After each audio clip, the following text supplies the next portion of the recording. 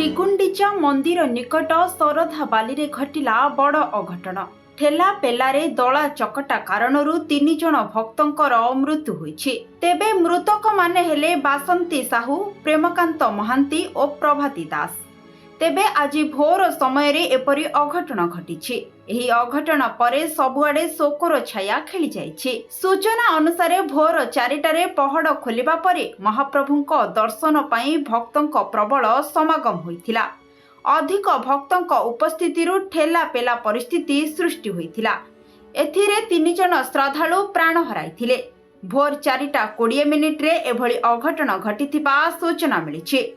4 କାଠ ବୋଝେଇ ଟ୍ରକ୍ ଭକ୍ତଙ୍କ ଭିଡ଼ ମଧ୍ୟରେ ପଶିବା କାରଣରୁ ଏଭଳି ଅଘଟଣ ଘଟିଥିବା କୁହାଯାଉଛି।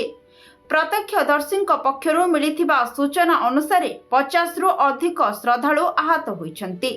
ତେବେ ଯେଉଁ ସ୍ଥାନରେ ଦଳାଚକଟା ହୋଇଛି ସେଠାରେ ପ୍ରଶାସନ ତରଫରୁ ପୂର୍ବରୁ କୌଣସି ସୁରକ୍ଷା କିମ୍ବା ପୋଲିସ ବାହିନୀ ସେଠାରେ ଉପସ୍ଥିତ ନଥିଲେ, ଯେଉଁ କାରଣରୁ ହଜାର ହଜାର ଭକ୍ତଙ୍କ ସମାଗମ ହୋଇ ଠେଲା ପେଲା ଦଳା ଚକଟା ହୋଇଥିଲା ବୋଲି ସୂଚନା ମିଳିଛି।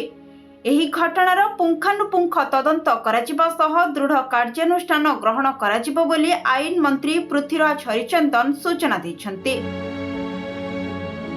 ପୁରୀରୁ କୃଷ୍ଣ ନାୟକଙ୍କ ରିପୋର୍ଟ, ଖବର ଓଡ଼ିଶା।